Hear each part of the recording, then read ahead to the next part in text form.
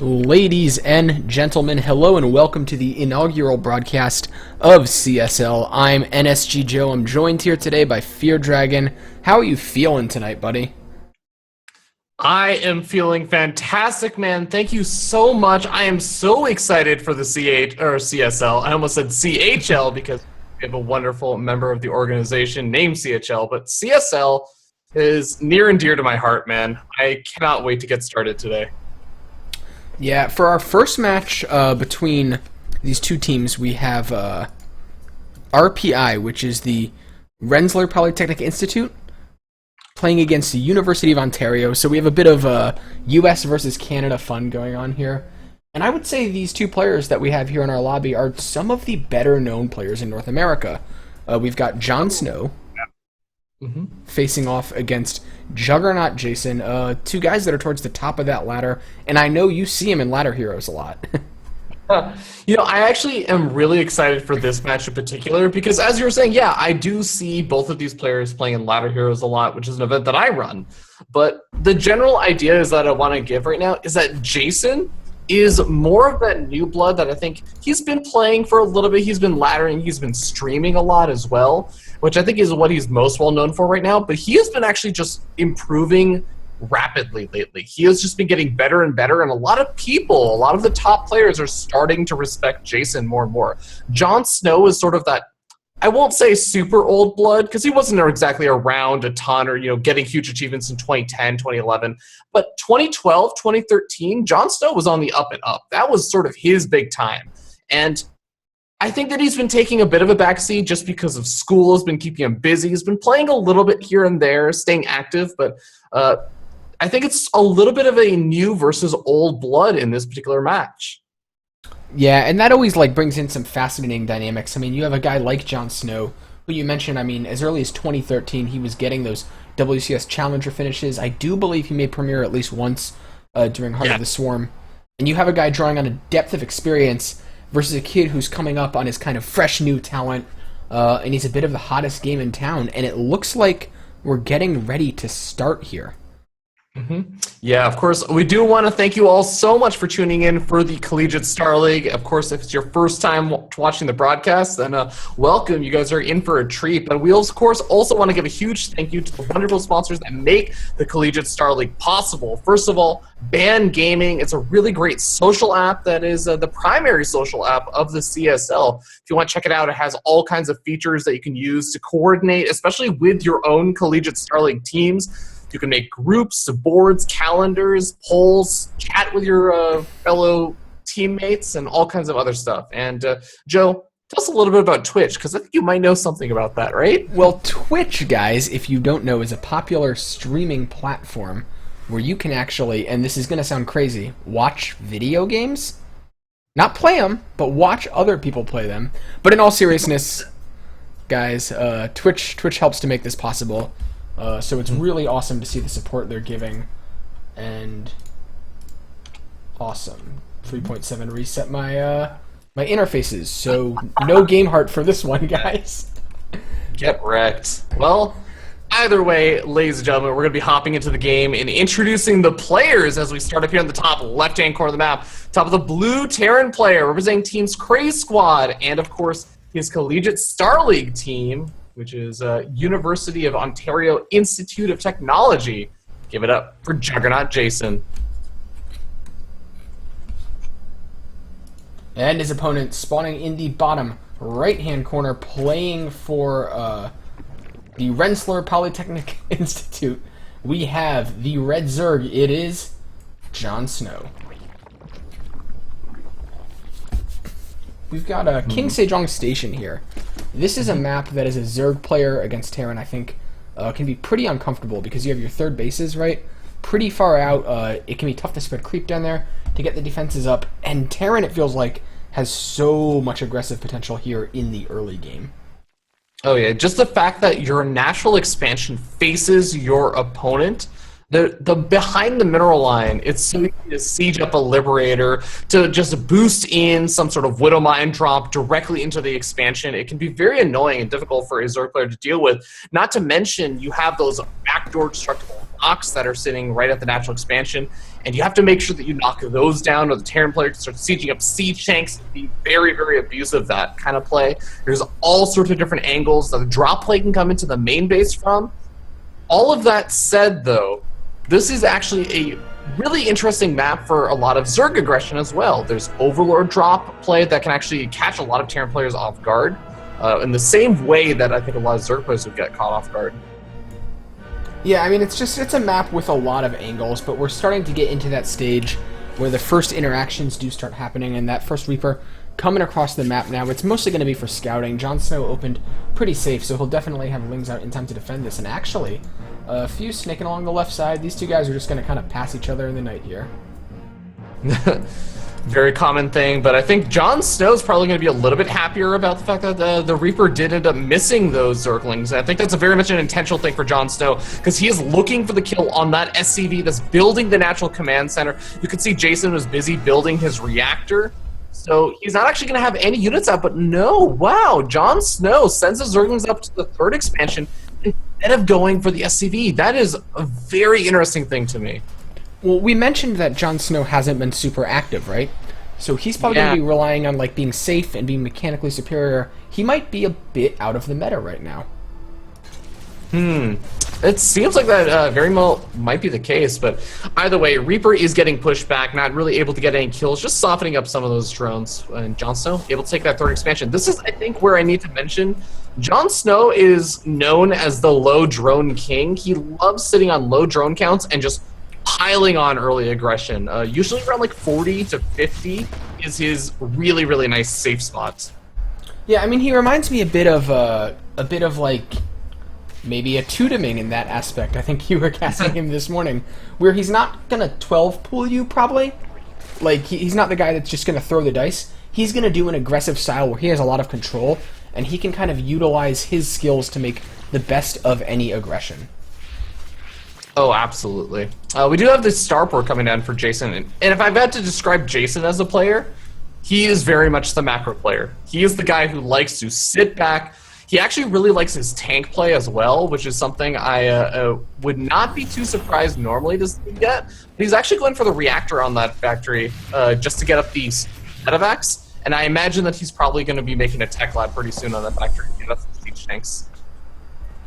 Yeah, and it'll be interesting. I think King Sejong is a map that kind of favors, even though you mentioned Jason is the macro guy, right? King Sejong lends itself very strongly to that, I want to call it the poke bunny style, where you have like a very strong 2-base tank push and your goal is to deal a lot of damage. You don't have to kill your opponent necessarily, but you want to deal a lot of economic damage, go home, and then move into that macro game with perhaps a bit of a decisive advantage. Yeah, I consider the poke bunny style to be you move in, you try and end the game on 2 bases, and sometimes you'll try and end the game on 3 bases. But all right, I'm very, very curious to see how this is going to go, because Jon Snow's starting out his roaches. He's getting up 6 of them right now, as well as an evolution chamber, but he's only sitting on 42 workers, and this may be a big opportunity for him to start really piling up the aggression, not just for the defense of roaches, but also for the offense following it up. Yeah, absolutely. I mean, roaches, like especially against unupgraded bio, like we're seeing here, just scale so well. And right now, Jason just kind of pushing around on the edge of creep with these Marines. He's looking for an angle, but Jon Snow set himself up in a really nice defensive position. He's got a solid core army, a single Ravager to lend some corrosive vials onto that, and then just enough Ling and Roach to kind of push away, swat away any flies that Jason might be throwing at him right now. Yeah, and that's exactly what these Marines kind of are right now. They're really struggling to get a whole lot of damage done as Jason is moving back and forth. Actually ends up boosting exactly one medevac. That was a really odd bit of micro, but there is a drop in the natural expansion. Able to get a little bit of damage done, but not a whole lot. Yeah, Widowmine does go off on a Roach. They're not really the connection that Jason was looking for. But now up north here, we have another engagement going down. These Marines getting right on top of these undefended Roaches. Support does come in, but not before Jason get a few units basically for free. And he's just going to boost away and go home. I think that was a nice little trade for a Terran player. Yeah, I'm sure he's happy with that. And also, it's worth noting that I mentioned Jason really does tend to favor the siege tank play, but it seems like on this map he's going to be going for that Widowmine play instead, which I think Jon Snow is going to be pretty happy about, having gone for such a roach-heavy composition. Widowmines just really don't do as much damage to the roaches. Yeah, I mean, there's no bonus damage for him there. That works. So those armored units, they're beefy as hell. They can regenerate as long as they survive. And yeah, like you said, I think Jon Snow's in a bit of favorable position. Actually, going to deny that third with just.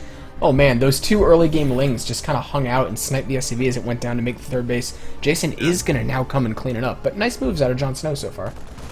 Yeah, Jon Snow even got a single Zergling into the main base, just being very annoying, getting a full scout out on all the barracks that had been thrown down, confirming that there's still just a reactor on that factory and that there's going to be more Widow Mines produced. And then meanwhile, he's just going to go for his own 4th expansion, really get into that hyper-fast infestation pit, and I presume go straight into a really fast Ultra play. Yeah, I mean, the fact that we see the melee already being upgraded lends itself that Jon Snow is not looking to stay on this Roach tech. He's not looking to move into anything weird like Roach Hydra or Roach Ravager or Roach Lurker. He wants to get to those Ultras. He wants to get... I think when you do this timing, it hits around like 2-2 with Carapace, and it's just really powerful if your opponent's not prepared for it. Yeah, Jon Snow still has to be a bit careful. He doesn't want to die to any sort of early aggression, because that's what's going to be the name of the game for Jason. He's going to want to try and do something to either set Jon Snow back by a decent amount, or potentially just even end the game with some big push right before Jon Snow is able to get out that high-level tech. We do see another little push here coming out of Jason, and it looks like it's actually maybe going to get caught a bit out of position here as Jon Snow was already looking up to take those watchtowers. Jason is going to turn around just in time to go home, but a lot of multi-pronged aggression going down here. Yeah, I mean, he kind of has to right now because he's up against this massive Roach army. He doesn't quite have as big of an army, so he has to find some angle to attack in from, but he just hasn't been successful. Yeah, I think this is what we talked about a little bit earlier. Jon Snow, a player of his experience, of his kind of talent, can seem a lot of the times just like a solid rock, and Jason is having a lot of trouble finding a chink in this armor. He's dancing around these units trying to exploit the immobility of these roaches, but it's just no luck so far. But this double drop headed into the main could catch Jon Snow a bit out of position here. Yeah, no vision of the high ground. Might actually end up losing a couple of drones over here, but Jon Snow's already on top of it. He suspects where it was going. And if you just take a look at what Jon Snow's vision is on the map, it's pretty damn good. He's got Zerglings running all around the area. Even got some Zerglings preparing for a counterattack on the top right-hand side. He's got an Overseer in the bottom left, ready to spot out for anything coming in on that angle. He's got okay-ish creep spread, so he's going to have some time to reposition his army on that south side. Yeah, once again, though, we do see a push coming out of Jason. There's not a lot here to deal with this just yet. He's starting to catch the back of some retreating roaches. Looks like one queen may go down, but no, Jon Snow reacting so quickly. Once again, Lings come streaming in. They're going to buffer for these roaches. And once again, Jon Snow just fighting the army of Jason head on, pushing it away, and deflecting another drop at the north. I am really impressed by what we're seeing out of our Zerg player here. Yeah, Ultra's Cavern is now coming down. We also have Adrenal Glands on the way, so Jon Snow is just preparing for that massive switch away from that Roach check and into the Ling Ultra composition.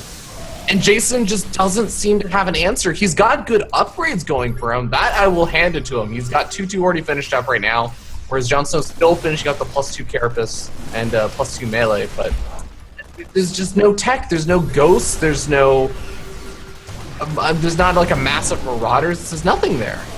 Yeah, I mean, even with 3-3, once the chitinous plating finishes on those Ultralisks, Bio is barely going to be able to tickle it, and they just need the entire map to retreat against them. And it's not like Jon Snow's giving him the entire map. Jon Snow's being very active. He's split the map basically in half. His creep spread is excellent. One Infestor does get cut out. That's a nice start here for Jason, but he's going to need a lot more moves like that to make something happen in this game. Yeah, Widow Mine's also going off on a lot of the Zerglings, which is nice, because remember, Jon Snow's been getting upgrades for his Zerglings. These Roaches and Ravagers are not going to be scaling quite as well as these upgrades start finishing up for Jason. Yeah, Jon Snow just adding on absolutely every bit of tech. We see the Spire finishing up as a 2-2 finishes. He starts that +3 armor. Jon Snow just wants to have every option available to him. He knows he's in a better position than Jason, and he just doesn't want to get caught off guard by anything funky. Yeah, Jason just keeps trying to come in from two different sides, moving at the north side, moving at the south side at the same time, but so far, Jon Snow has been able to deal with it. This is sort of the moment where I feel like maybe, just maybe, Jon Snow doesn't have enough on that south side, and Juggernaut Jason may be able to push in over here, but it looks like Jon Snow's starting to filter in slowly but surely. Yeah, Jason is set up on the north as well, but Ultras are already in position on both of Jon Snow's flanks, and I don't think Jon Snow's taken very much damage at all this game, and he's a macro machine right now. On the other side of the map, Jason does finally take his fourth, setting up as a planetary, building sensor towers all over the place. It feels like Jason is a bit scared of the Zerg here. And I think with good reason, because he's starting to get out all of those ghosts that we were talking about he would need. He's 4 out on the way right now, while also finishing up his 3-3 upgrades, but I think he's just trying to buy time at this point. Now that he's seen the Ultras, now that he's seen that they have chitinous plating finished up and it's going to be so hard to kill, all he needs to do is just continue to pick apart Jon Snow and keep Jon Snow from moving across the map to kill him.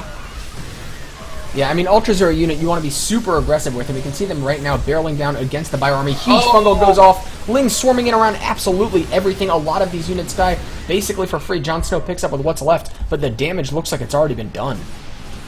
Now, is there enough of a tank to buffer for these ghosts and the snipes? The snipes are pretty good right now. Jon Snow losing quite a few of his Ultralists, but is he losing too many? It seems like he feels like he is. He's going to end up backing up. Might end up losing an Infestor or two on the retreat. Yeah, I think he did get some SCVs that were trying to master player that planetary, but I don't think that was worth it for Jon Snow, who's now on the back foot as a couple of Marauders stim up and try to get that damage Ultralisk. They are going to chase back once again. Jason doing a good job of splitting, but he knows he can't take that fight with just 3 Marauders. Yeah, it does seem like Jason will be able to stay alive for a good bit longer, and he has that ghost count building up. As long as he can get that front line going as well, he's making 5 ghosts at a time right now, Joe, and I think it's actually going to be kind of hard at this point for Jon Snow to break him, as long as we end up seeing Jason able to get up that big buffer. But Jon Snow made a swarm host, and I'm going to try to find it because it's the most hype unit ever. Probably a misclick. Yeah. Yeah, the swarm host is not exactly the most effective unit in the game at this stage. But, you know, 2 locusts flying slowly across the map. That's infinite free scouting. That is true. You have the slowest scout possible. Jason is going to clean up those locusts, probably wondering a little bit what's going on. I want to talk about these corruptors Jon Snow is adding on. They're mostly, I guess, for medevac control right now, but I think a lot of the times when you see players adding on corruptors, when they're going Ultralisk, they're afraid of like that high Liberator count, right? And Jason has found an alternate solution of making a lot of ghosts, a unit which is obviously not vulnerable to the Corruptor. Yeah, he is going to be starting to make a few of those Liberators, but we have drop on the south side or trying to push in over here, but the Ultralists are very much prepared. His Bioforce is actually having a really hard time getting away from that Ultralisk. Yeah, and it looks like Jason has kind of found himself in, obviously not a lead at this point, but he's found himself in a fairly stable game. It's not like earlier on where things were looking like pretty rough for our Terran player, if we're going to be perfectly honest. Jon Snow has that bigger bank. He has about the same level of tech as Jason. But Jason is moving towards that Terran army that sometimes can feel absolutely unkillable, where you start to incorporate the right amount of tech units, you have that powerful 3-3 bio, and you have Liberators raining hellfire from above. Yeah, I'm surprised to see Jon Snow going for so many Banelings right now. I'm really surprised he's not just adding on a Greater Spire. Now, I know that there's a lot of Ghosts out right now, but I still think that the Broodlords have been a pretty effective measure of just keeping those Ghosts back. They just have such a ridiculous range advantage over the Ghosts, even with Snipe. Yeah, interestingly with those Banelings, because of the Roach style that Jon Snow opened up with, Baneling speed only just finished, so he had a lot of units that were like essentially not effective that he'd sunk a lot of gas into for a period of time. But now that that speed is done, he might feel comfortable taking this engagement as Jason starts moving up, his bio getting right on top of everything, but Jason needs to cut back. Widowmine's getting a lot of these Zerglings, peeling away the buffer. And there goes all of the Ghost Snipes right now. Those Ultras just disappear in an instant, and I mean, fungal growth be damned. Jason doesn't care because there's nothing to follow up for Jon Snow. There's also a drop moving into the main base right now, into Jon Snow's main base. Jason loses one of the medevacs, but is going to be able to unload a decent enough number of units to actually start sniping off some tech. Yeah, these Corruptors should be able to clean up the medevacs. He needs something on the ground, though, to deal with that bio, or he's just going to lose everything. But he has to worry about the north a lot more right now. There's a lot of pressure on Jon Snow's most important base. The Banelings go crashing into this bio. Ultra is taking a lot of damage. He's trying to kite. The best he can is Jason, and he's cleaning up a lot of these Lings, but the Ghosts are going down. A surround comes up from the north, and a lot of these units get grabbed by the fungal growth. Yeah, but at the same time, Jon Snow is so close to losing that spawning pool. Looks like two Ultras do pop out and manage to save it. And we have one more Stormhost being made right now. You know what? Fool me once, shame on Jon Snow. Fool me twice, is it intentional? It's weird. Well, yeah, we have two Swarm Hosts now. Maybe he's... You know how, like, a lot of the times when you're sitting on Roach Tech, you want to slowly bleed out, like, your Roaches and transition into a more useful tech? Jon Snow is slowly bleeding out his everything and transitioning into pure Swarm Host. I mean, clearly that's the solution, right? To break this kind of stalemated game. 2014, how we miss you. Alright, well the ghost count has definitely been reset quite a bit. We're down to just 6 ghosts, with 2 more coming out right now, so I mean Jason still has the potential to produce a lot of ghosts, but is definitely lacking a little bit in terms of gas. He's going to be taking those gas geysers over at his 4th expansion, but Jon Snow is starting to get back up to that money composition much faster than Jason, just that Zerg production. Yeah, and I mean, look at Jon Snow's freaking bank. Like, it looks inexhaustible at this point. Obviously, in Legacy of the Void, you mine out a bit quicker. Your bank never gets quite as big, but Jon Snow, it almost looks like he's still playing HOTS. And now all of his units are going to come crashing in here. Master Repair needs to go down on that planetary, or it will fall. The snipes are good on the Ultras. A lot of them do die, but it looks like that planetary is going to fall, and that was one of the only remaining mining bases of Juggernaut Jason. A great pickoff for Jon Snow here as he starts to retreat back.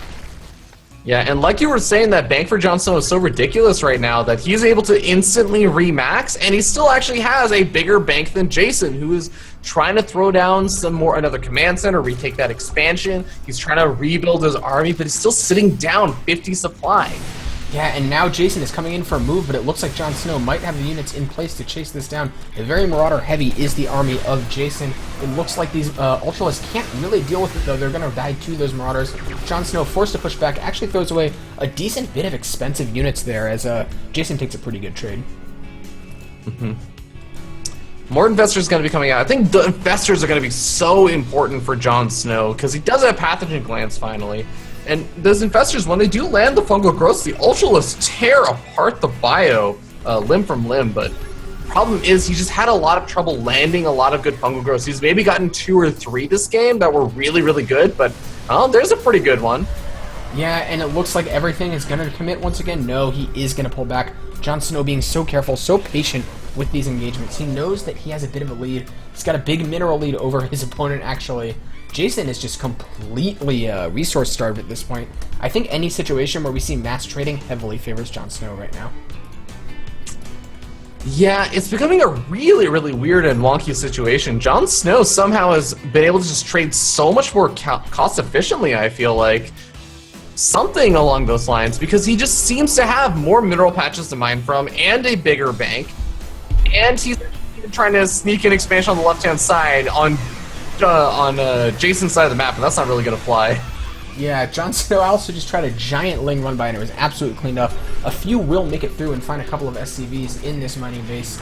And I mean, he's killing gas SCVs, and Jason is heavily gas starved, so not for nothing, but he did manage to find a little bit of damage.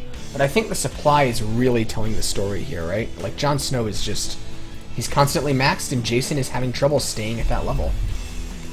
Yeah, Jon Snow's also started getting up those flyer tech upgrades whenever he can afford them. Again, Greater Spire, I think, would be really helpful in just slowly sieging up some of these positions, just because it would also force Jason to get up a lot more of those Vikings. It would force him to get up other answers besides just, let me get up more ghosts. Jon Snow is making use of the Swarm Host. He's constantly sending in little waves of locusts just to poke at Jason, maybe get an idea of what's going on. I mean, you made the unit, so you might as well use it.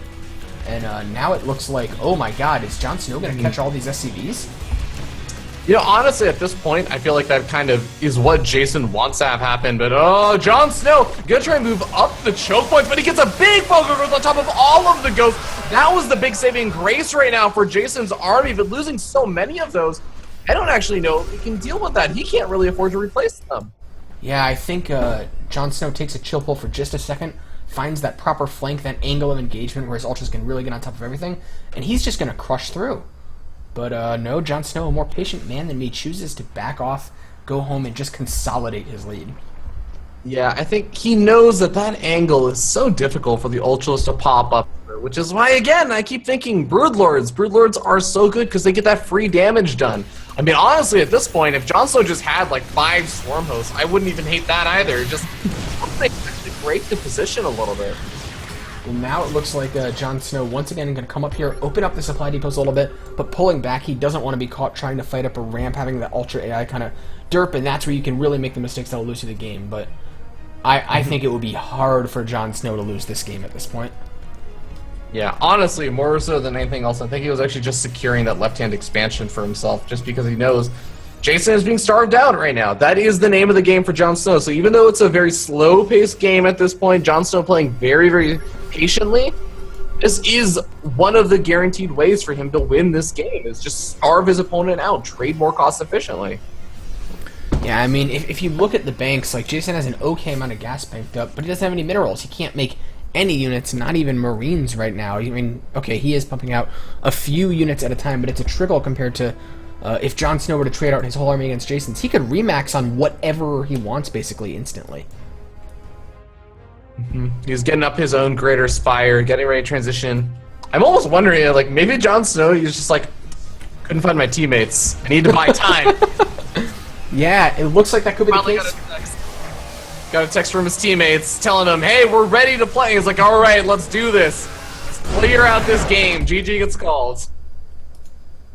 All right, guys, so that was our first series, and I think since we have some downtime, we're going to play a quick ad from Band, who is our sponsor. As Fear Dragon mentioned earlier, they offer some great social tools to hook up with other players, especially if you're looking at starting a CSL team of your own. It's great for coordinating. You don't want to be caught in a Jon Snow situation where you have to play out a longer game to wait for your teammates. But we'll be right back, guys. Don't go anywhere. Only $14.99.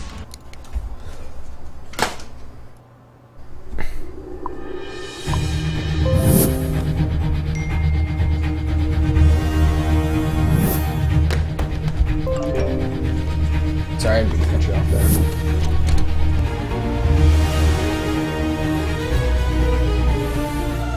Don't miss the call. Download Band. Communication made easy.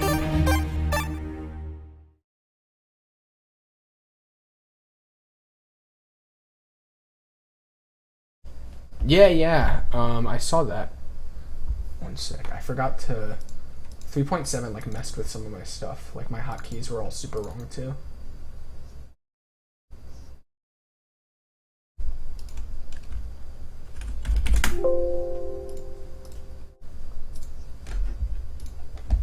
Weird.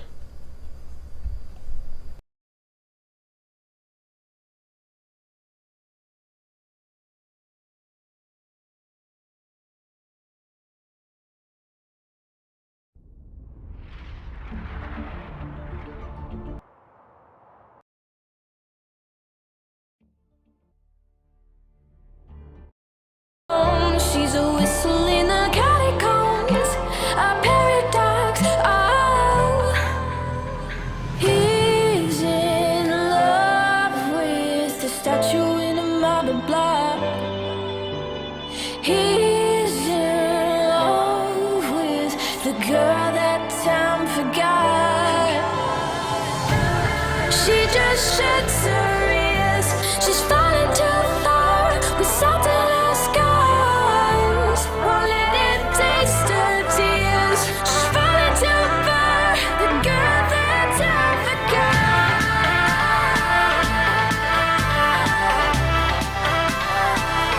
That time forgot.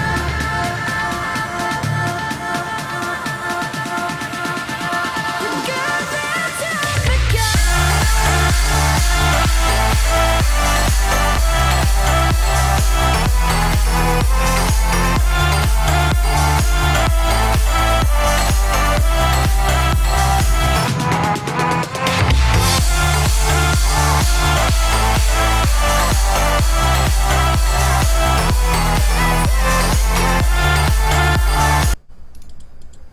Ladies and gentlemen, hello and welcome back to CSL.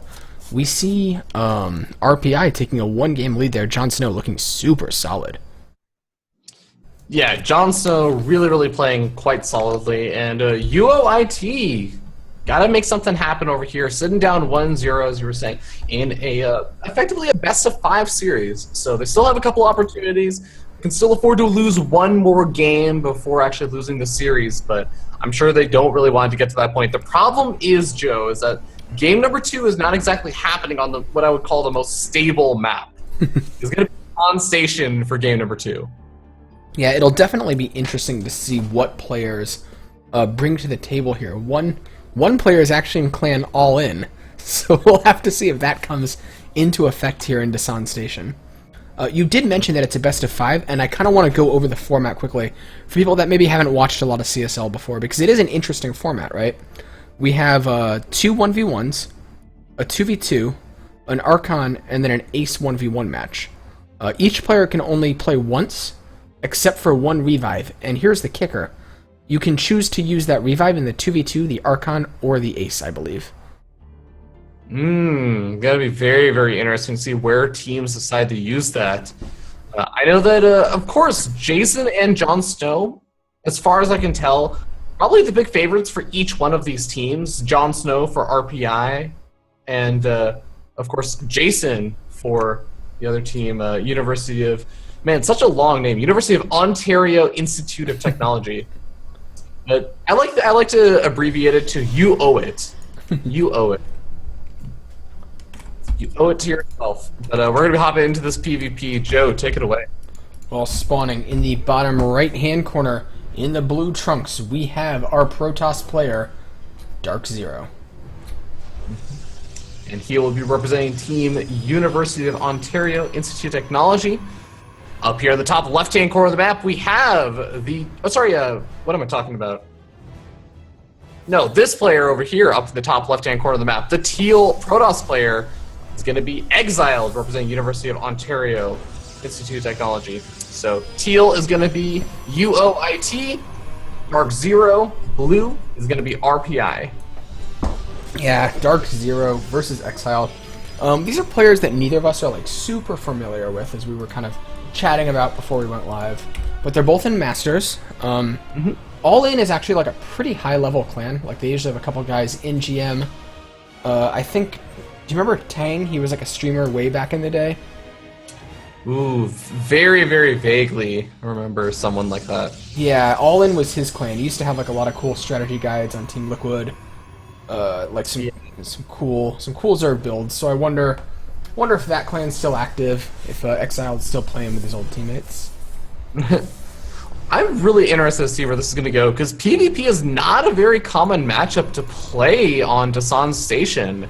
A lot of Protoss players end up striking Dasan Station because, well, I mean, just a lot of players in general end up striking Dasan Station because so many races end up having some sort of major weakness to another race. You just don't get to see this matchup that often. Depths get to your opponent's side of the map very, very quickly on this map, which is why I actually really like Zero's method of playing. Going for that full wall off, I think, is actually going to be a really, really strong play here. Yeah, and I mean, other than the wall off, it looks like neither of these players are deviating very far from their build. It's just going to be a matter of positioning. And like you said, I think Dark Zero was maybe a bit more committed because he's fully walled off. He has to kill that pylon if he wants to get out later. So I think he's looking to be like either super defensive and take that natural very quickly, or super aggressive. Yeah, there is a possibility that, you know, some Protoss players, especially in this matchup, later on, you don't really want to move through that choke too aggressively in the mid game, and as it moves into the later stage of the game, just because you can get so easily segmented off, you know, a force field here or there, or just a bad engagement angle into a concave. A lot of the times, you may just want to go along the really, really long route to knock down the destructible rocks and go in from a different angle to your opponent's side. And looks like pretty quick reaction here from Exiled. He's going to drop that Photon Overcharge immediately. These Stalkers will start chasing down the Adepts. They shade out of the other way. Good response here by Dark Zero, who's going to cancel that shade and just kind of walk around the long way. But, ooh, we have a Proxy 3 gate coming down. Yeah, it's going to be for the Dark Shrine, since we do have the Dark Templar or the Dark Shrine going up right now. We already have the 2 gateways finished up, and that gateway that's being proxied is mainly there for the fast warp-ins, because he wants to make sure that those DTs get to his opponent's side of the map as fast as possible. And unfortunately for Exiled, he is going for these 3 gateways. He's chrono boosting out his warp gate technology, but he's not researching anything from that Twilight Council, nor is he getting any other form of tech until just now, but it's so late.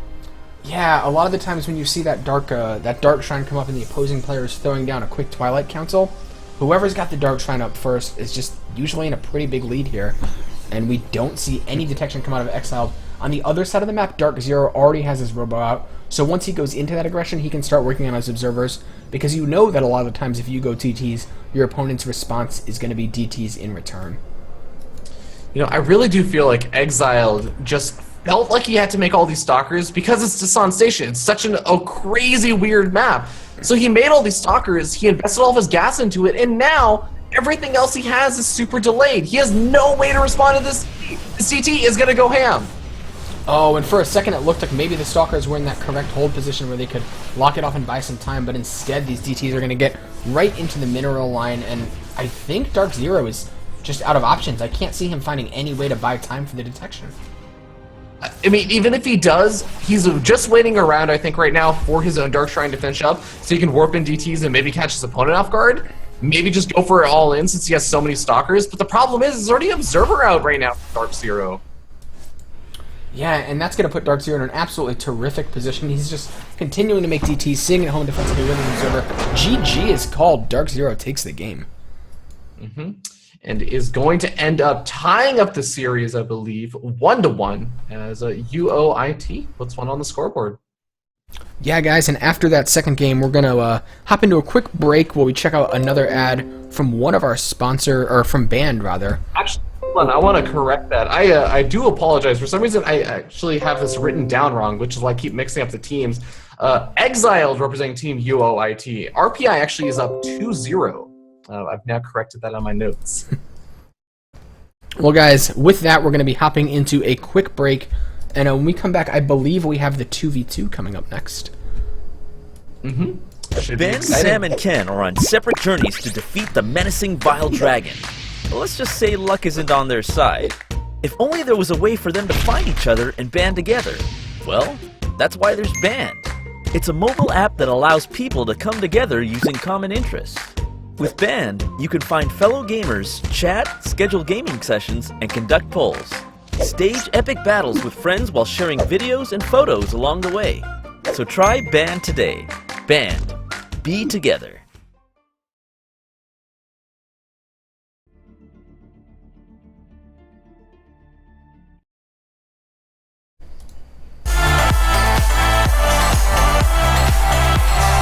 Yeah. You let it go, catacombs, you let it go. Let it go, See what y'all's in the lobby. catacombs, you let it go. She just shakes her ears, she's falling too We got Ed far. moved. With salt in her skies. Ace with Won't the- let it taste her So I'm assuming tears. that is our Ontario player.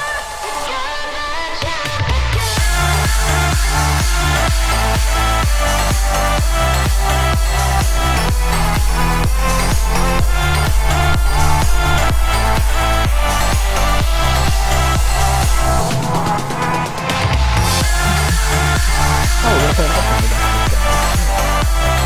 Oh wait, no, this is actually a 2v2.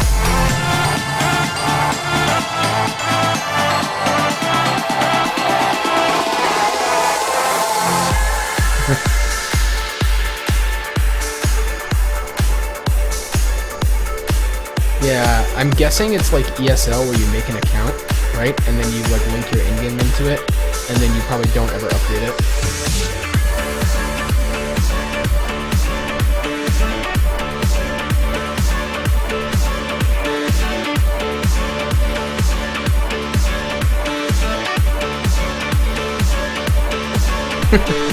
Yeah, they should honestly just like use the in-game name for the roster name.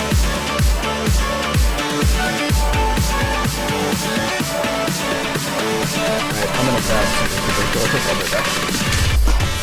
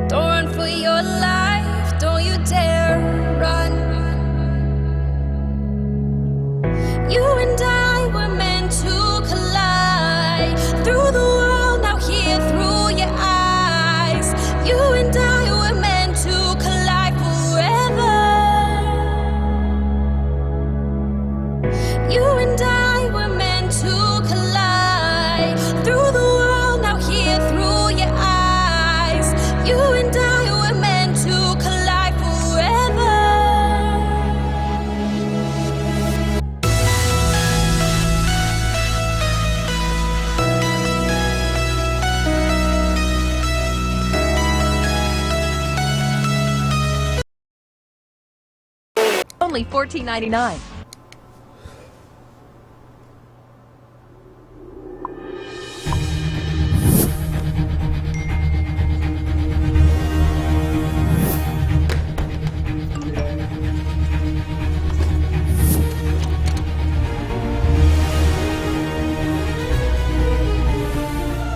Don't miss the call. Download Band. Communication made easy.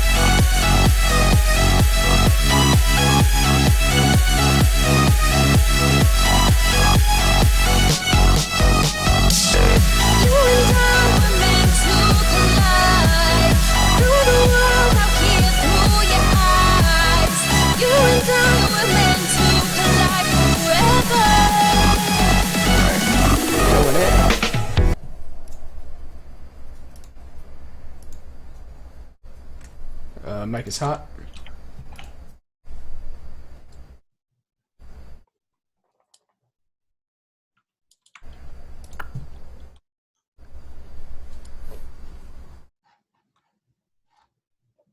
All right, well we're starting to load into Seething Jungle here, Ravi. We're gonna have a 2v2 here, which is a lot of fun. I don't play a lot of 2v2 these days, but I've played enough where I think I'm familiar enough with these maps. But we've spawned into our third map of the day, our first 2v2. So let's go ahead and introduce our players, because we've sure got a lot of them. Indeed we do. And we're going to be starting down here in the bottom side of the map on top of the orange Terran player and that green Zerg player. Yeah, that's right. I'm going to throw you for the loop right now. We have I should say, Emuv and Kiro representing Team UOIT. And their opponents in the top right-hand corner, we have our purple Terran and our blue Zerg. Representing Team RPI, we have Spaceman and Puffin. All right. Well, we got a Zerg Terran versus a Zerg Terran, a nice balanced matchup. And I am always interested to see, because everyone seems to have slightly different perspectives on how to play out those 2v2s, and I haven't really seen too many of them in Legacy Deployed. Yeah, I feel like back in Heart of the Swarm, like every Zerg Terran I knew that played 2v2 at a high level for like what 2v2 was like, oh yeah, you gotta go those Zerglings, and then you get those Hellions out, and then you get the Mutas, and it's like a 1-2-3 punch.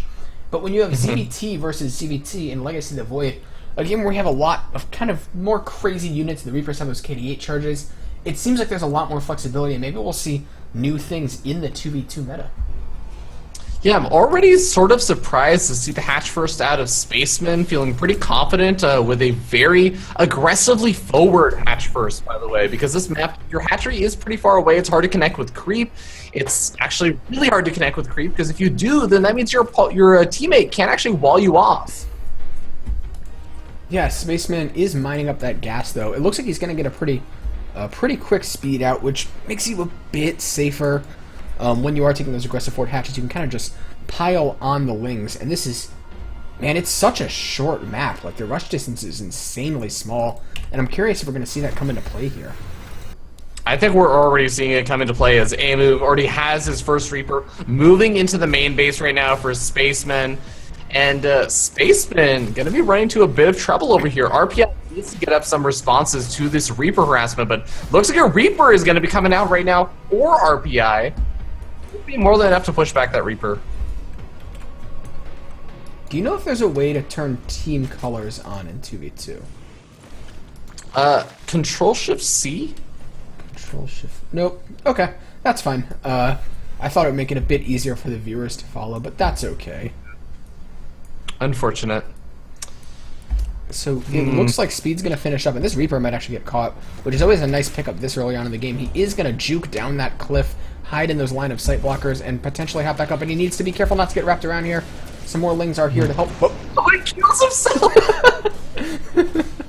Oh, We poor all guy. die sometime, right, Ravi? Yeah.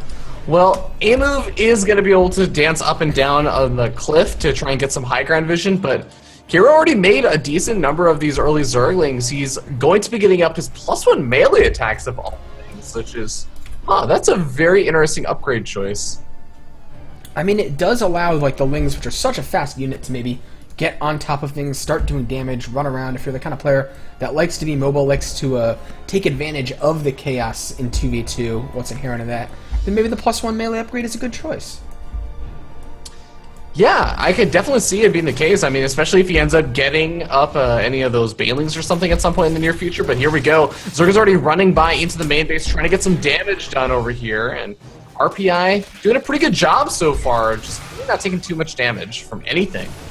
Yeah, it looks like our northernmost team, which really is actually south of Ontario, is just kind of defending solidly, while on the other side of the map, Team Ontario, UOTI, is gearing up to be aggressive, but not really finding what they were looking for in those early run-bys.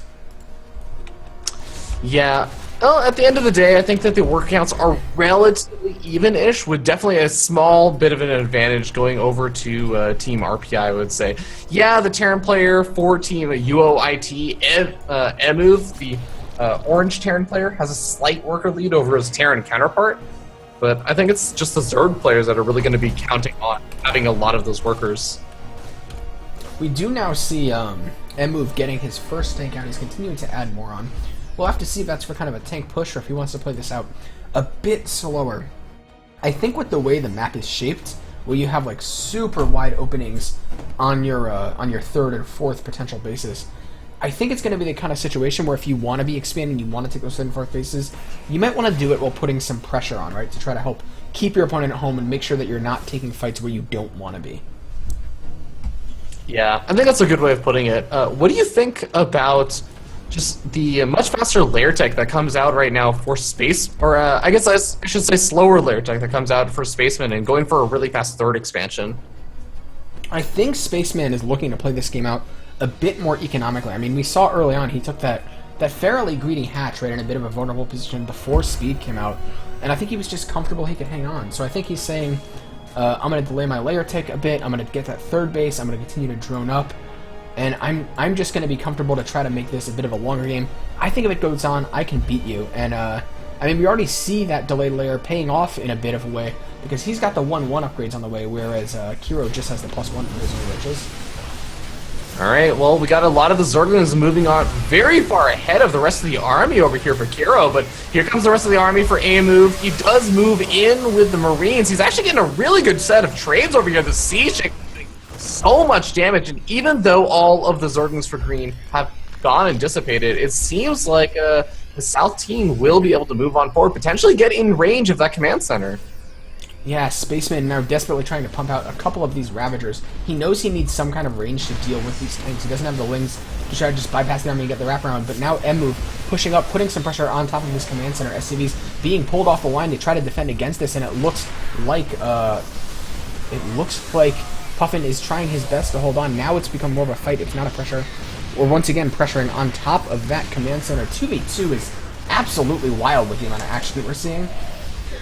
It is very, very crazy right now, but the command center does go down. RPI losing a bit of that economy that they've worked so hard to build up, losing a lot of SCVs at the same time. These siege tanks for Emu, for Team UOIT, are just doing serious work throughout all of these engagements, though.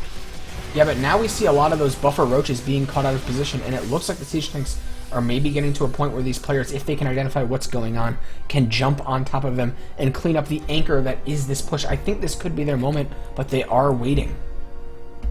Yeah, it seems like they're not entirely aware of how many units are really left over, if there's going to be a big buffer, and I think as soon as they realize this, they need to start picking up those siege tanks. You want to save those siege tanks, but one of them goes down, the second one does get picked up, and there's finally a big cleanup over here for Team RPI.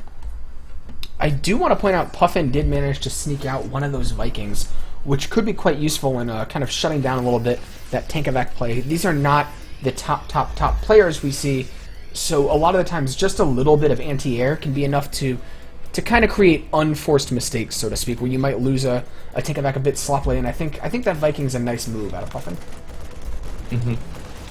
Yeah, it's going to be very important, though, for Team UOIT to maintain their lead in this game. They are currently down, sitting 0-2, so if they lose this game, they're out. That's 3-0.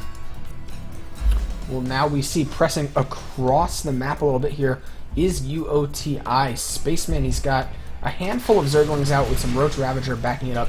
This attack has a lot of potential to do damage if he can catch A-Move out of position. On the other hand, if A-Move's able to see this coming and siege up his tanks, which it looks like he's going to be able to, he's going to be in a great spot to hold off this attack. Yeah, Spaceman representing Team RPI. Going to be trying to put some pressure on. At the same time, his teammate on the north side moves in as the green Zerg player to... Or actually, no, that's man, these colors are so confusing, man. Yeah, the fact that it's a TVZ versus... Color coordinate. Learn to match. And the TVZ versus TVZ definitely makes it a little bit tougher to follow. But we do see now Puffin loading up for a drop. He's got a lot of units in here. He's got some Marauders, some Marines. It's one of those two medevac bio drops, and he's going to be looking for any damage he can find right now. Yeah, Spire also coming on the way right now for Team RPI in the top side. Spaceman going to be trying to go for that, and if he gets away with it, it actually could work out really, really well, considering his counterpart, Green Zerg player on the south side for UOIT, going for Infestation Pit and Lurker Den. His drop coming in over here for Puffin is going to be able to do some pretty nice damage, though. I don't know if he's going to be able to get the command center, but still gets it to lift up, kills off a couple of workers. Not too bad. Yeah, he also canceled the morphing of that orbital command center, which is just really nice because you're delaying that extra income granted by those mules. You're kind of starving your opponent out on minerals. And back on the other side of the map, I want to point out, Spaceman is floating a lot of money and free supply. It looks like he might have been struggling with his injects a bit. Yeah, it's definitely possible. I know sometimes you get just so caught up with all the army engagements, and speaking of which, we may be seeing one pretty soon, and you can just tell, looking at these armies, it's the fact that Puffin has been so economically damaged, losing that earlier command center, even losing some of the medevacs. He just doesn't have that big of an army. He's definitely the furthest behind in supply, but he's trying to make it work with just these small drops. The problem is, he isn't going to be able to help out that much in the main army engagement. Yeah, it looks like Team RPI is going to, or rather Team UOTI is going to make that decisive decision to go for it. They're not going to go home and try to defend. Spaceman and Puffin looking for the best concave they can. We see a huge amount of Roach Ravager here out for Spaceman. That's going to be the brunt of this defending forces. Puffin's forces start to dwindle, but it looks like Spaceman may be able to hold along with that help of the extra bio and the healing power from those medevacs crashing on through to the tanks.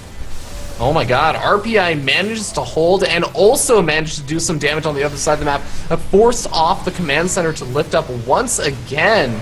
M-Move is really starting to hurt in terms of economy, and not only that, but it seems like RPI is starting to push back this force. Yeah, I mean, RPI doing their best to push this back. It looked for a moment like all the Zerg was going to get on top of those tanks, but reinforcements from A-Move came in just in the nick of time, but on the other side of the map, Puffin is just making things happen. He's going for that Baneling Nest. He is going to be forced away by just a few of these Hydras. But look now, the Mutas are coming out for Spaceman, and I think these are a bit unexpected. Yeah, they're going to actually go mostly uncontested. There are a couple of Hydras out that were getting ready to morph into Lurkers, but the numbers are so low that I think they're going to have a very difficult time keeping up with these Mutalisks as they just dance around between not just one or two bases, unlike it would be in a 1v1 where you only have a couple of targets left over in this low economy game. There's actually so many bases you can jump between the two teams, or the two players.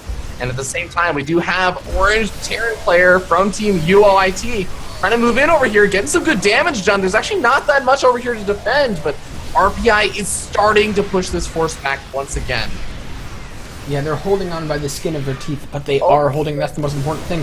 But now mMove coming up, looking to maybe take an engagement, but he is going to be forced away by Puffin. He's moving up very slowly with his tanks and looking for that perfect position to put the kill move on this command center. I mean, the extra damage that Team UOIT is doing right now is the fact that all of the mules just went down, because guess what? Spaceman was too busy dealing with this big force of Marines and the siege pushing at the front. He actually didn't have the APM to spare to keep an eye on his mules, so he loses effectively every single one of them. Yeah, if we look at the units lost tab, 11 mutas have gone down for space. Wow, so many units die in 2v2.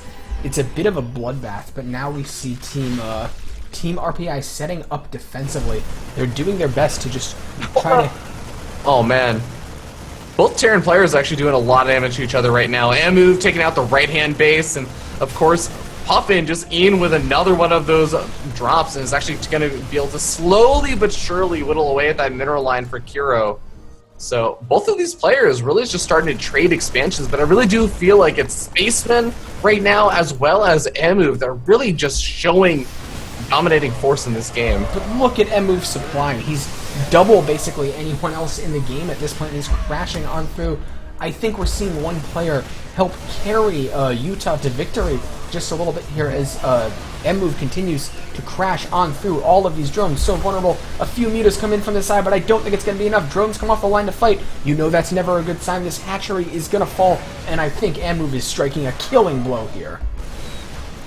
Yeah, I think that mMove, his economy is actually still going relatively okay because he has one of those bases that's still mining. Even if it's starting to mine out, he has another expansion being taken right now. He can continue to macro. The only real problem that he has right now is he doesn't have that many medevacs, but I mean, now he's joined in by the lurkers of his teammate. He's on top of the production player Puffin.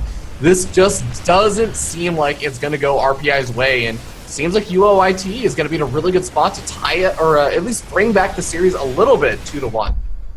Yeah, GG is called, and victory is going to go to UOTI, who bring themselves back in, like you said. UOIT. UOIT, oh man. It's all good. It's hard to remember sometimes, all the different acronyms. Of course, University of Ontario Institute of Technology, for those who are wondering, does now sit down 1-2, but they are still in the series, and we're going to be going to that Archon mode, Matt. Yeah, guys, we're going to be going into that Arkham mode right after this, but before we go, we're going to see a quick ad from Band. Don't go anywhere. We'll be right back. You're watching CSL. Only $14.99.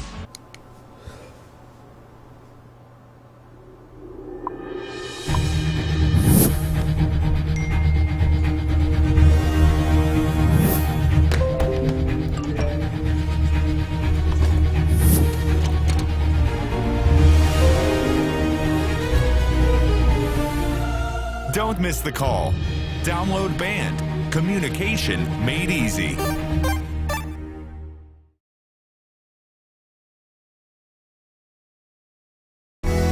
We can try, you and I.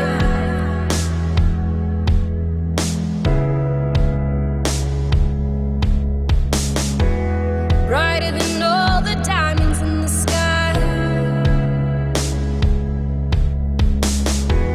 No turning back now, it's you and I. You and I were meant to collide. Through the world, now here through your eyes. You and I were meant to collide forever. You and I were meant to collide. Through the world, now here through your eyes. You and I were meant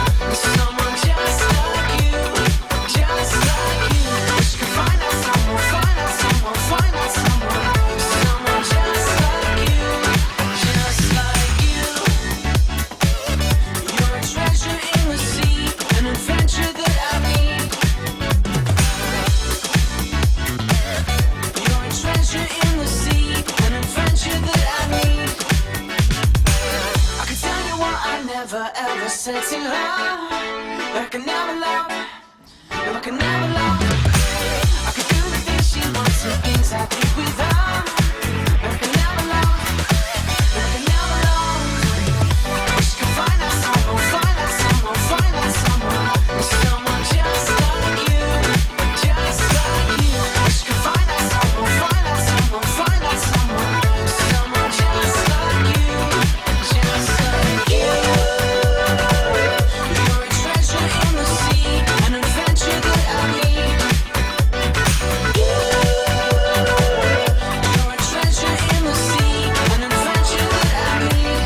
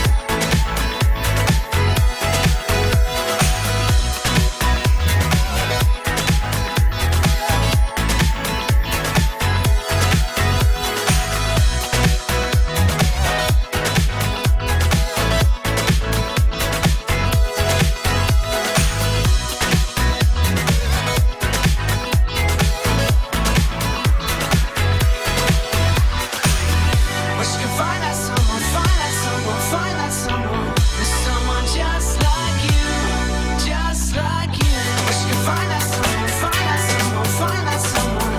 Someone just like you, just like you.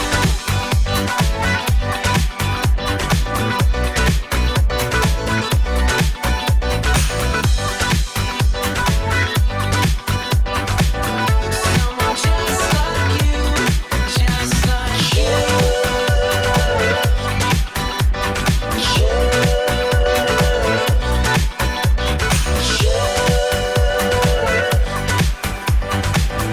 Someone just like you, just like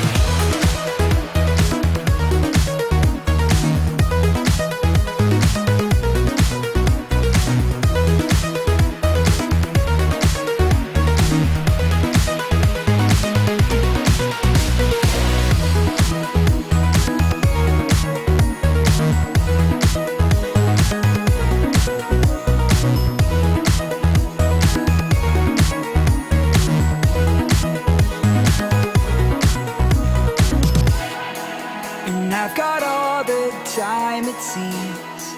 I'd rather see you in my dreams. And every chance you dance I'll take, if I can't see you again.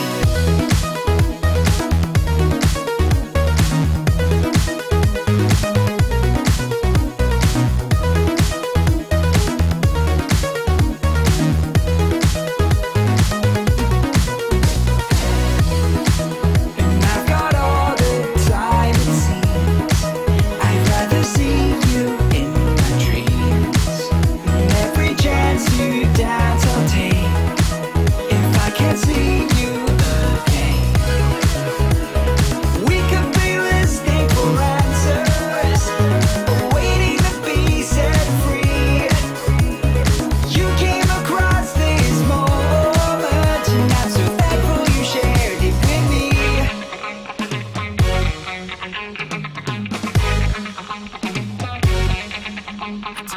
Take it from me, we live to be free. Take it from me, I want you to see.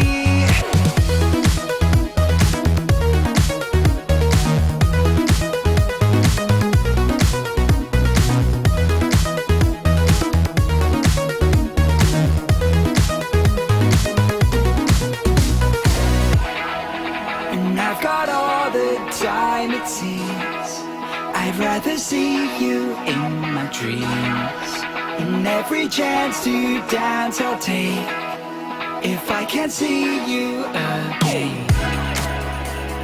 We could be listening for answers, waiting to be set free. You came across this moment, and I'm so thankful you shared it with me.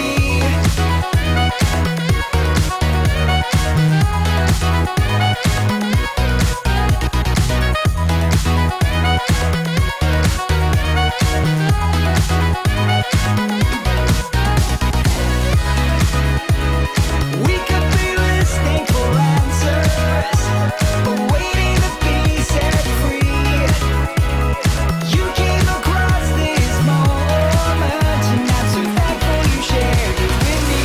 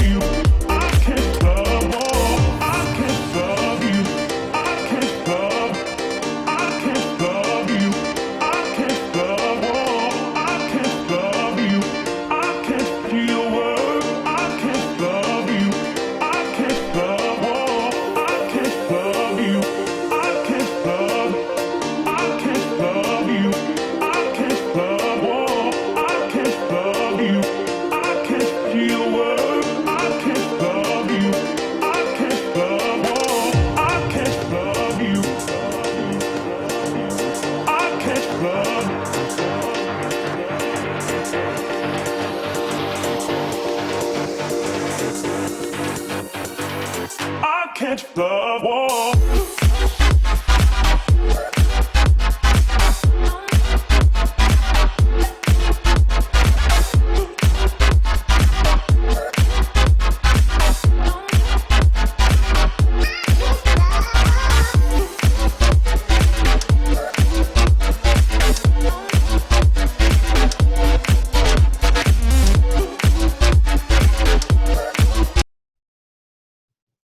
Ladies and gentlemen, hello and welcome back. We're spawning into our Archon match for UOIT versus RPI here on Frozen Temple. How are you feeling about this one, Rovi? You know, I'm not gonna lie, Spaceman definitely impressed me in that last game, but Bones is actually going to be one of the players. As we spawn up here in the top left-hand corner of the map, top of the green Protoss players, we have Exiled and Bones, who I believe are representing Team UOIT. And spawning in the bottom right-hand corner, playing for Team RPI, we have Spaceman and Dark Zero. Okay, so go ahead. For those who forgot, by the way, game number 1 was played by Dark Zero. He ended up winning that game. And Spaceman, the player for Team RPI, that was on the north side of that 2v2. He was, in fact, the Zerg player. Yeah, so Dark Zero, we saw, I mean, it was Dasan Station, so we probably can't read too much into it, but his go-to move was like a DT Shrine into that proxy gateway and just kill. And that was in a PvP, so I'm wondering if maybe they'll try something similar, but I don't think that's the best way to take advantage of your extended multitasking capacity here in an Archon mode. Yeah, you know, PvP, I think it has a lot of interesting potential in Archon mode. There's just so much that actually ends up coming up, whether it be just making sure that you're controlling your adepts to the absolute fullest potential. But Stargate openings are actually very, very common in this matchup if you're going into Archon. Just because it's very simple breakdown of what you're going to do. An Oracle that is constantly controlled and constantly maneuvering around has a nigh infinite or near infinite amount of potential, as long as you actually make sure that one person is just fully focused on it. Yeah, and I mean, we haven't seen a lot of high-profile Archon tournaments since that Red Bull one back in 2015, I want to say, where we saw Huck and MC clutch through. and openings like that, strategies like that, oracles, adepts are another unit to come to mind. Just units that have like reward you for putting in the APM on that instead of other things. We just see them get so heavily utilized, and I think because of that, a lot of people would say Protoss is maybe the strongest race here in Archon mode. It certainly is an interesting one to watch in Archon mode, but Stargate is going to be popping on down for the green Protoss players. It seems like a couple of pings going down right now as the blue Protoss players end up communicating with each other. RPI trying to figure out what they're going to be doing, maybe scouting around for potential proxy locations, but unfortunately, they're not going to be looking for a proxy. They're going to be looking for the Adepts pretty soon, since they are making their way across the map for Team UOIT. Yeah, we do see, we do see this one Stalker out on the map. It really doesn't want to be caught out of position. It doesn't look like it's going to be at this point, but these two Adepts of Exiled and Bones are going to be walking up here. They're going to be greeted by two Stalkers. That should be enough to push them away, rather. The Shades do go in, and that forces the Stalkers to go back home and defend against the possibility of them completing.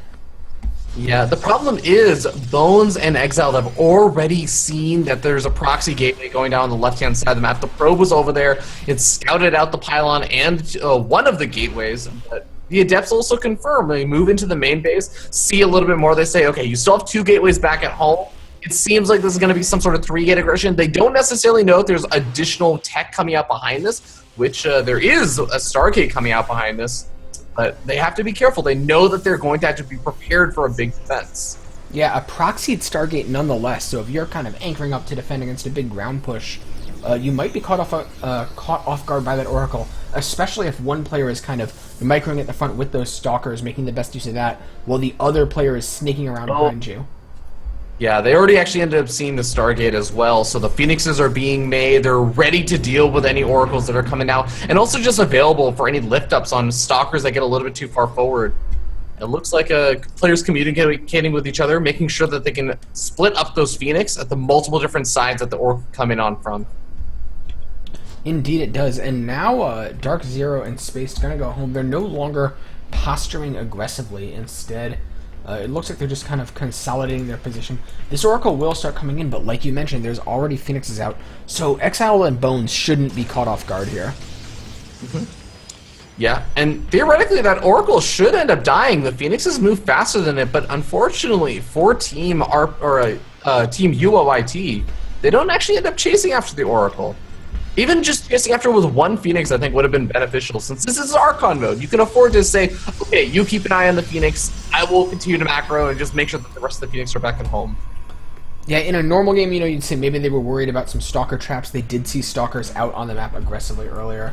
But, yeah, I think it's a bit of a missed opportunity, like you said. Now it looks like Team Dark and Spaceman are going to be making some Phoenixes of their own and just sending them home, potentially worried about maybe that kind of counter Phoenix play that they saw. Yeah, Warp Prism coming out right now for Team UOIT. Very interesting. I'm surprised that UOIT isn't going for the expansion, though. They were also much slower to actually go up to reproducing some of the, or just not even reproducing, but just making more workers and getting ready to expand. But they're just stopped at 24, and it seems like they really are all about making this one big attack work. Well, it is a pretty scary push. One Phoenix is going to get caught out of position here. Damage starts going down on it right away, and UOIT takes a pretty strong lead here. These four Phoenixes get a good view of the defense. Photon overcharges.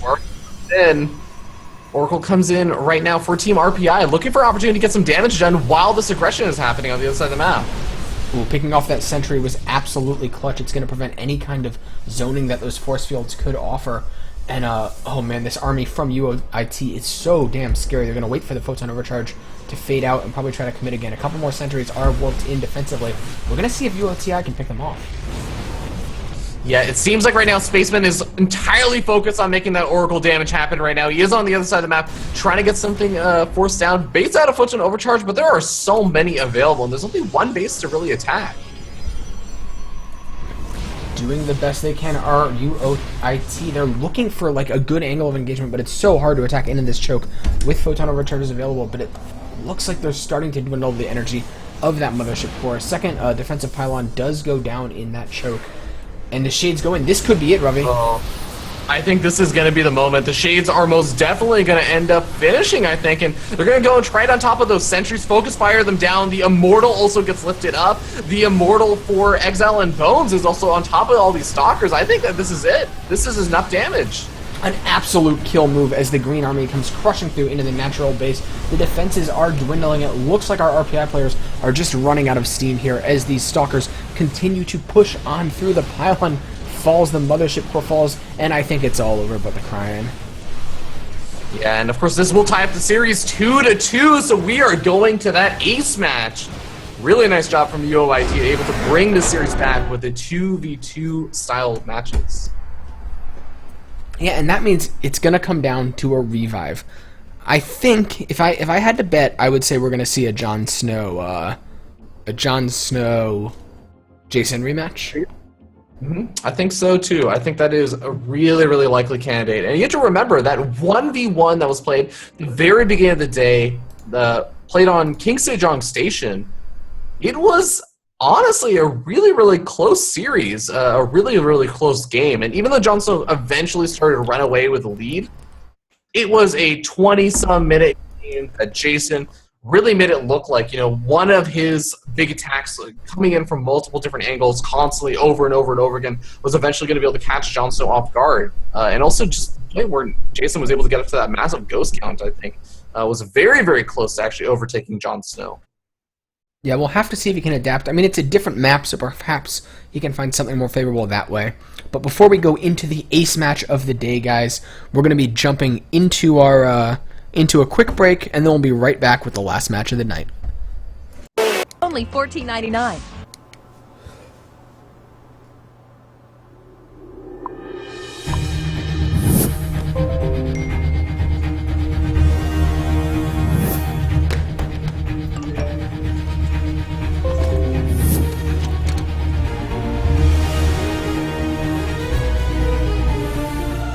Don't miss the call. Download Band. Communication made easy.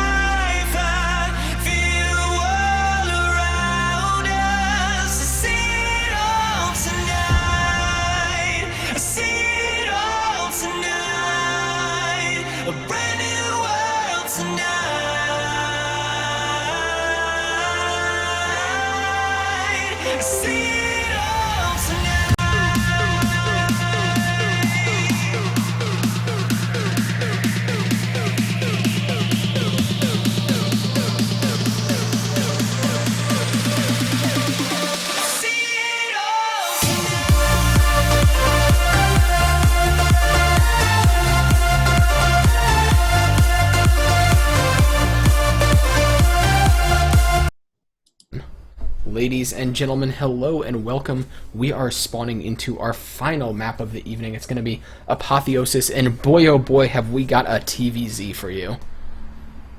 It is going to be coming down to that final game. It is going to be a rematch of the very first game of the series, Jon Snow versus Jason. Battle of the Jays, but here we go. We're going to be starting down here in the bottom right-hand corner of the map, on top of the red Zerg player. Give it up for RPI's Jon Snow. And his opponent spawning in the top left-hand corner, playing for Team UOIT. It is Jason, with one of the more creative names in StarCraft. Juggernaut Jason. You know, it's either very not creative because you just look at the name Jason, or it's a pretty cool and creative name. Juggernaut Jason sounds pretty sick. Yeah, I mean, hey, I did that, right? I was just like, I'm just Joe now. I'm just NSG Joe. Logicide, I remember your old name. I was talking to Penguin, and I was like, yeah, I don't really have a handle anymore, and he was like, yeah, but your old handle was annoying. And I was like, oh, yeah, that's fair. That's fair. I'll give you that. Yeah, I remember I used to just call you Joe from Esports Heaven.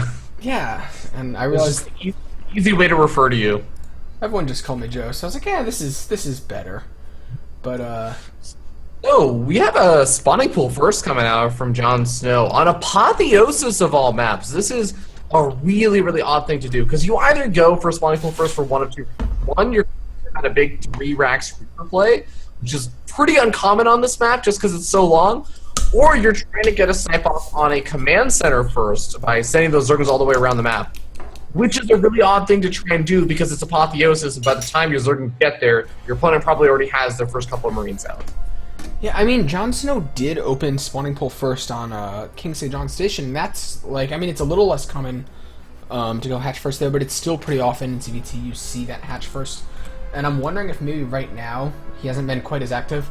Maybe he just wants to be a little bit safer. He wants to insulate himself from any potential mistakes, because once again, it's just a pair of scouting lings. And like, maybe if they get lucky, they get that that SCV building the command center, but I don't think you count on that just making 2 lings, you know? Yeah, exactly. Well, either way, he is going to be going for that, and he's stuck with the choice now. So it has a slightly worse off economy, but it's not going to be anything super substantial.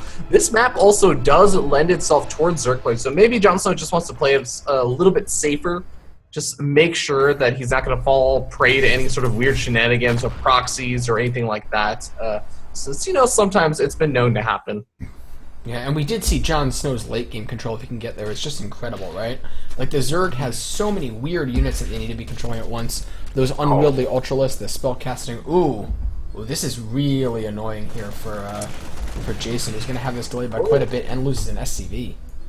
You know, I am ready and prepared to eat my words. Jon Snow just has such a good read on this situation, and Jason plays ultra greedy, doesn't get a single Marine until his reactor finishes up, and ends up actually getting that command center delayed a little bit. He used spawning pool first opening, works out quite well. Yeah, I mean, these guys probably play each other. I mean, for when Jon Snow's playing, they probably play each other a lot, right? There's not that many guys at the top of North America, so a bit of mind games coming here in this first, or this final game, rather, of the first day. Yeah, Reaper is going to get picked off. No, manages to escape for a little bit longer. Is going to start regenerating that health as well. Really well controlled over there for Jason. Jon Snow also takes his 3rd expansion. He's going to start to move into the later stages of the game, and I am really curious what exactly is Jason going to be up to, because he's getting the reactor on the factory once again for that starport. But my big question, I mentioned this in the first series, Jason is one of those players that really does like that siege tank style of DBZ. And he didn't go for that first game. Ravi, this is a lot of lings. Look at this run by that Jon Snow's going for. He's actually going to shut this down. The bunker is not there yet, and he completely shuts down mining for a good few seconds here. Yeah, I'm sort of surprised that Jason is just so far back inside of his ramp right now, because I do feel like maybe if he was concerned about some sort of big Overlord drop, which, I mean, it's Jon Snow. It makes sense. But I mean, other than that, there doesn't seem to be a lot of reason to leave all of these Marines so far back. He has them in high enough numbers. I think he could leave them in the mineral line. Yeah, the bunker is being made now, but Jon Snow's going to pounce before that happens. And Jason looking hesitant to walk down this ramp, instead letting Jon Snow take those SCV kills absolutely for free. Finally moving down, feeling a bit more confident with the medevac. He's going to secure the completion of that bunker and allow himself to move into the later stages of the game. But I think Jon Snow got a decent bit of value out of what I would call like an awkwardly timed Zergling run by.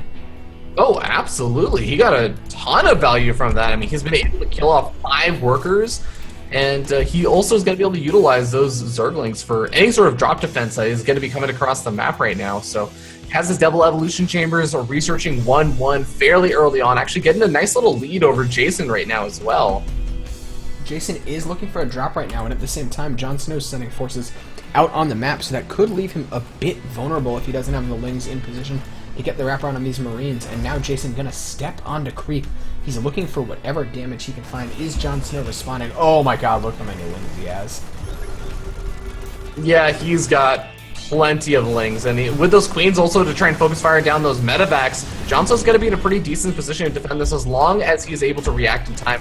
It seems like his reactions are pretty on point. He's got those 5 Zerglings on the other side of the map ready to try and cancel any super fast on-site 3rd expansions that go down for Jason. But Jason is going to be adding on his 3rd command center inside his main base. He's going to be getting another reactor on top of that factory. He's going to be going to the Widowmines, it seems like, once again.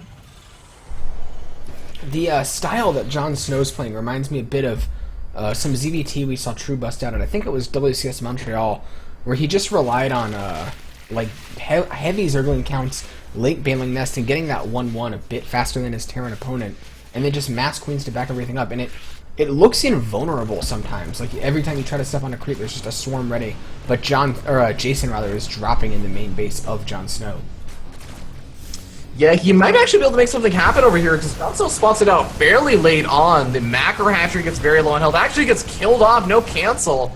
Widowmine also burrows in a really nice spot, and doesn't quite get any good connections. Gets 1 Zergling for his troubles, but he's going to get picked off, I assume, pretty soon, whenever Jon Snow actually morphs in that Overseer. He must know about it. He has a lair.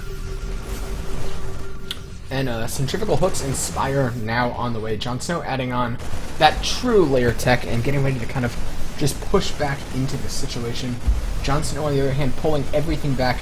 He needs to be very patient here and just pick the perfect engagement once Jason steps in.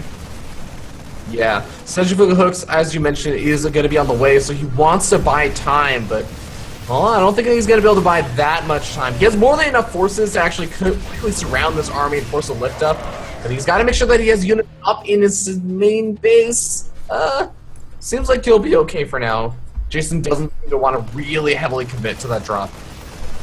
Yeah, this is the danger of TVZ, right? A lot of the times the Terran looks like the ball in Pong, where it's just bouncing back and forth, but Jon Snow doing a good job of just continuously deflecting these drops. And now with the Marines lost, it's just the potency's kind of gone from this double medevac play that Jason is showing up at the front. Yeah, Spire's going to be finishing up for Jon Snow, though, and with +2 melee attacks already on the way. It's a little bit unfortunate he didn't start up +2 Carapace a little bit earlier on, because he would have had a massive upgrade lead over his opponent. Jason did finish up his armory, so he can start up his 2-2, but he's honestly sitting pretty late on it right now. Jason trying his best to find something, but Jon Snow, he has enough armory where it's properly split. He's defending at absolutely every angle, and I think at this point it would be a prudent decision of... Oh no, Jason is pushing across the map here on the left side. Yeah, he's going to try and make something happen over here. Widowmine's going to burrow right off of creep, but Jon Snow may get caught a bit off guard since there are a couple of Marines and a medevac on the right-hand side. Jon Snow have all of his units over here on the left. No, unfortunately, Jason doesn't have the APM to spare. Doesn't send in that drop at the opportune moment. He is going to find this hatchery, though, and it does force a cancel. That's a nice pickup for Jason. The drone is going to go down as well. But these mutas are going to get right on top of all of these medevacs, and this is such a precarious position for Jason. Yeah, and he's going to try and drop out these Marines, but guess what? The Zerglings and the Banelings are on the ground. All of the Marines end up falling. A couple of the Banelings end up going down as well. Unfortunate for Jon Snow. He wants to keep those alive for the big attack, but still, Jon Snow secures a 4th expansion behind all of the aggression that he starts to force out on the other side of the map. And oh, little does he know that if he just continued the aggression, if he had just gone over to that gold, he would have had nothing there to meet him. 2 Marines and 2 medevacs. That's it.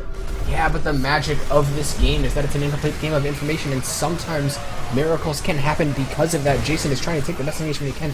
He's cleaning up these lanes pretty cost efficiently, but a lot of these Marines are going to come rolling in.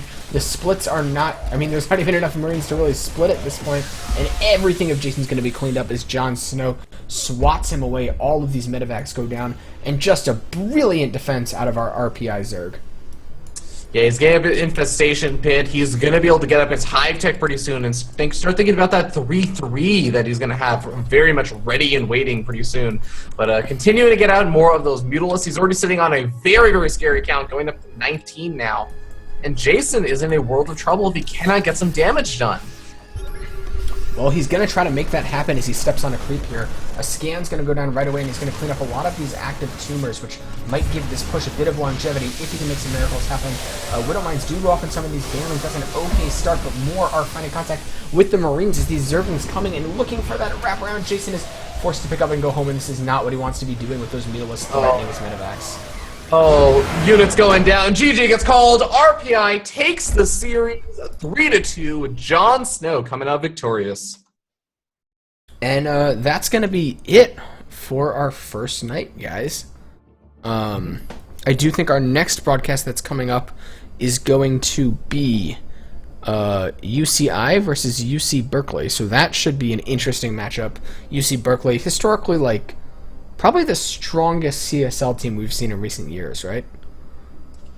Yeah, you know, I think that Suppy no longer being there definitely hurt it a little bit, but it's just such a strong team in terms of having a good group of players that are all average skill level pretty high. They aren't super reliant on just one player by any means. And I know even actually it was Clay, who is one of the players for Berkeley, was actually tweeting at me earlier saying, you know, hopefully you guys get to actually catch us crushing UCI on Thursdays. I know that the folks are pretty excited about it. Yeah, he's a new pickup for them. I know he was super excited when he got in. They've got like Silky, Clay, and Gookie, I think, are kind of their three big scary names. Pretty scary lineup. But yeah, guys, that's going to do it. I'm NSG Joe. You can follow me on Twitter at NSG Joe. And I'll let Fear Dragon tell you about his stuff. Yeah, you guys can find me at FearDragon64, but also, most importantly, I want you guys to go ahead and check out the sponsors for the CSL. Of course, Band Gaming, the brand that we're going to be talking about right now. Of course, they actually provide a lot of social features if you're ever interested in helping to organize your CSL team, or heck, even AHGL team if that's going to be coming back sometime in the future or something like that. Any other just groups of people that like to play StarCraft. It's a really great app that you can actually use. It's available in Google Play Store, Apple App Store, and it provides boards, calendar functionality, polls, chat functionality, just all sorts of ways to just communicate and organize with a group. So do check it out. And of course, a big thank you also goes out to Twitch, who is another one of the sponsors for the CSL. Of course, you guys are all watching on Twitch. It needs no introduction, but a great live streaming platform. And they've actually helped support the CSL from PAX East, PAX West, and all kinds of other CSL events. So big thank you goes out to both of them. All right, guys. So we're going to be signing off. We're going to play one more ad. If you're interested in band gaming, once again, you can get it on that Google Play Store, on that Apple App Store. We'll play another ad. I'll give you a little bit more information. If you are interested and you're not sure, you want to learn a bit more, you can stay around and watch that. And then I think that's going to be it for us tonight. Mm-hmm. Yep. Besides that, just make sure you follow the channel if you enjoy the CSL and you want to see more of this in the future. It's going to be happening pretty often, pretty much almost every single Tuesday and Thursday around the same time that we started off today. And of course, check out CS Star League on Twitter and everywhere else. But that's going to be it for us. Thank you so much for joining me today, Joe. Yeah, thank you for joining me as well. And guys, we will see you next time. Only $14.99.